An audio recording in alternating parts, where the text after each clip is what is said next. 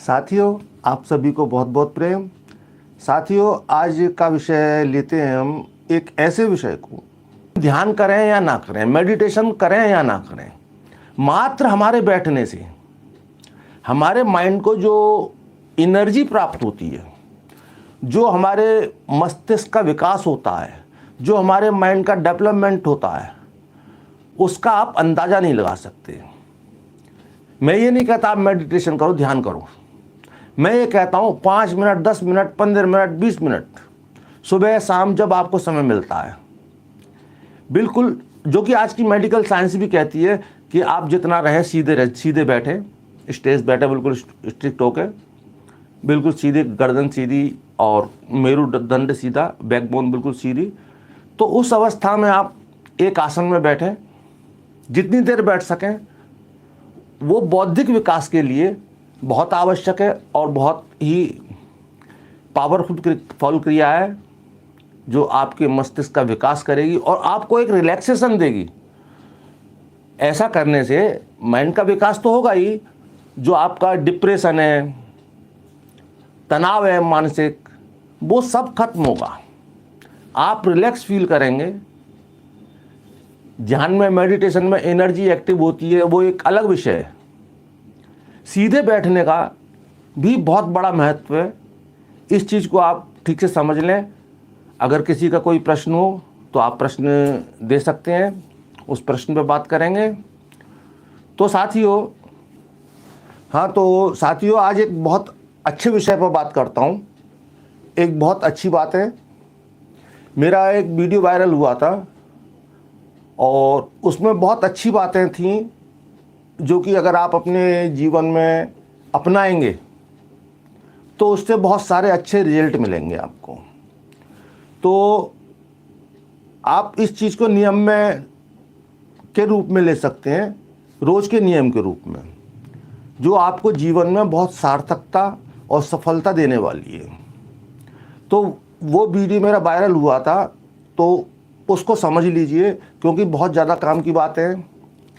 हमारे स्थूल जगत में हम जो भी कुछ देखते हैं, स्थूल जगत के अलावा भी एक सूक्ष्म जगत है, जो हमें दिखाई नहीं देता लेकिन है। हमारी सामान्य आंखों से नहीं दिखाई देता, लेकिन सूक्ष्म जगत, हमारे आसपास सूक्ष्म लोग, दिव्य आत्माएं, नेगेटिव पॉजिटिव एनर्जियां हमारे आसपास होती हैं। हमें नहीं दिखाई देता और ना ही वो अकारण हमें कोई डिस्टर्ब करती हैं। कभी कभी बहुत सारी इस तरह की बातें आ जाती हैं, लेकिन वो कभी कभी होती हैं, सामान्य ऐसा नहीं होता। लेकिन हम उन्हें अट्रैक्ट करें तो नेगेटिव भी एनर्जी अट्रैक्ट हो सकती हैं और पॉजिटिव एनर्जी भी। तो यहाँ पर हमें नेगेटिव एनर्जी से कोई लेना देना नहीं है, नेगेटिव से हमें क्या लेना देना। तो यहाँ पॉजिटिव एनर्जियों से, अब और एक चीज़ समझ लीजिए, ये नेगेटिव पॉजिटिव एनर्जियाँ कौन होती हैं? ये नेगेटिव पॉजिटिव एनर्जियाँ जो हम ही लोगों में से होती हैं, जो इस स्थूल शरीर में अब नहीं है। स्थूल शरीर को छोड़कर अब सूक्ष्म जगत में है। बाकी जो प्रोसीजर है उनसे वापस आने के बाद फिर वो सूक्ष्म जगत में, जब तक नेक्स्ट बर्थ नहीं होता है, तब तक वो आसपास हमारे सूक्ष्म जगत, स्थूल जगत में सूक्ष्म रूप से रहती हैं। तो और कई बार ऐसी दिव्य आत्माएं भी, जो बड़े बड़े संतों की, बड़े बड़े योगियों की होती हैं, जो कि वायुमंडल तो बहुत व्यापक है, होती ही नहीं वायुमंडल में।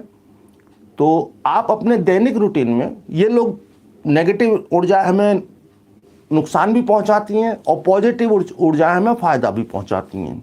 आपने कई बार देखा होगा, आपका कोई कार्य पूरी तरह बन चुका था, लगभग बन चुका था, और अचानक से आप पूरी तरह श्योर थे कि आपका काम पूरी तरह बन चुका है, पूरे चांस हैं, लेकिन अचानक से ऐसा होता है कि आपके काम फेल हो जाते हैं, आपका नुकसान हो जाता है, आपका बना बनाया काम बिगड़ जाता है। तो यहाँ पर अचानक क्या हुआ, यहाँ साथियों समझना चाहिए, कुछ नेगेटिव एनर्जियाँ होती हैं और कुछ पॉजिटिव एनर्जियाँ। जैसे मैंने बताया आपको कि आपका कोई काम पूरी तरह खराब हो चुका है, बन नहीं रहा है, और अचानक से आपको खबर मिलती है, पता चलता है कि आपका काम हो गया, आपका बन गया आपका काम, आपको आश्चर्यचकित होते हैं आप। तो यहाँ पर पॉजिटिव एनर्जी जो है आपको सपोर्ट कर देती हैं। सामान्य जीवन में, स्थूल जगत में हम देखेंगे तो दोनों तरह के लोग होते हैं। कुछ इस तरह के लोग होते हैं कि वो किसी को कष्ट देकर, पीड़ा पहुंचाकर प्रसन्न होते हैं, खुश होते हैं। कुछ ऐसे लोग भी होते हैं जो किसी को सहयोग करके, किसी को सपोर्ट करके, किसी को खुशी देकर खुश होते हैं। तो दोनों तरह के लोग हैं। ऐसा ही आप सूक्ष्म जगत में समझिए, सूक्ष्म जगत में भी दोनों तरह के लोग हैं।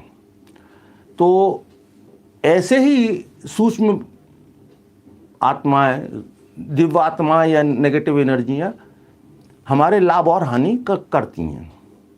लेकिन जो लोग पॉजिटिव एनर्जी से जुड़े हुए हैं, जैसे कि पॉजिटिव भावनाएं, ईश्वर को मानने वाले लोग हैं, अच्छा सोचने वाले लोग हैं, तो ऐसे लोगों के पास नेगेटिव एनर्जियां नहीं आती। तो नेगेटिव एनर्जियां कहाँ जाती हैं? जैसा कि उनका नेचर होता है, जिसका जैसा नेचर होता है वो वैसे ही स्थूल शरीरों के आसपास घूमती हैं। जो पॉजिटिव एनर्जी है, पॉजिटिव स्थूल शरीर हैं, जो पॉजिटिव लोग हैं, उनके आसपास नेगेटिव एनर्जी नहीं होती। और अगर आप पॉजिटिव हैं तो आपके पास कौन सी एनर्जी होंगी? आपके आसपास होंगी पॉजिटिव एनर्जी। आपके पास अच्छा सोचने वाली सूक्ष्म आत्माएं होंगी। आपके आसपास कोई बहुत दिव्य आत्माएं हो सकती हैं, किसी बड़े संत की, किसी योगी की आत्मा हो सकती है। तो साथियों यहाँ पर हमें समझना चाहिए, उन योगियों से, उन दिव्य आत्माओं से हम कैसे मदद प्राप्त कर सकते हैं।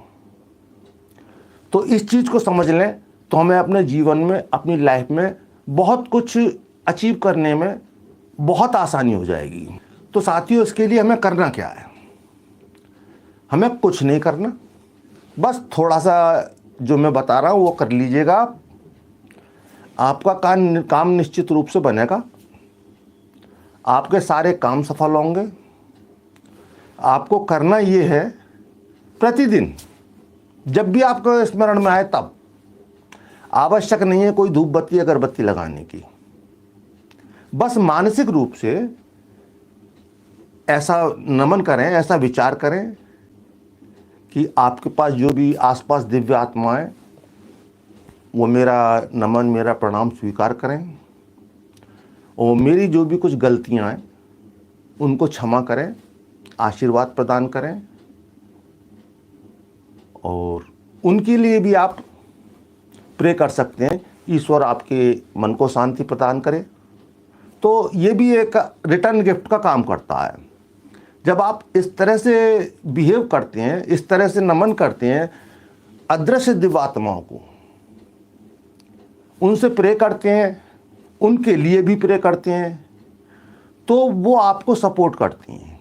आपको पता नहीं होता, लेकिन बहुत सारी दिव्य आत्माएं जो कि बहुत बहुत बड़े संतों की, सिद्धों की, योगियों की, और सामान्य मनुष्य जो कि बहुत अच्छी दिव्य आत्माएं होती हैं, जो कि अच्छे लोगों के आसपास, पॉजिटिव एनर्जी वाले लोगों के आसपास होती हैं, वो उनकी हेल्प करती हैं।